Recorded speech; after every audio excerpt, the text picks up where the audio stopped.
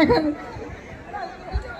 એમ તો બીજું કોઈ વધારે કેવું નહીં, પણ પાભરમાં બધા બંકા જ છે એમ, બધા હાથના છૂટા.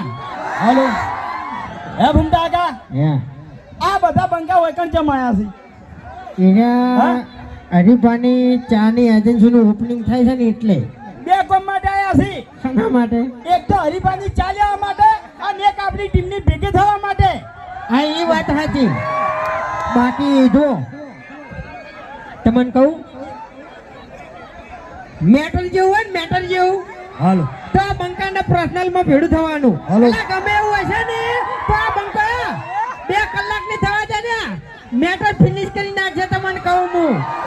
હાલો તાણી પછી આલે શું વાત કરો છો તમે વૈકણ?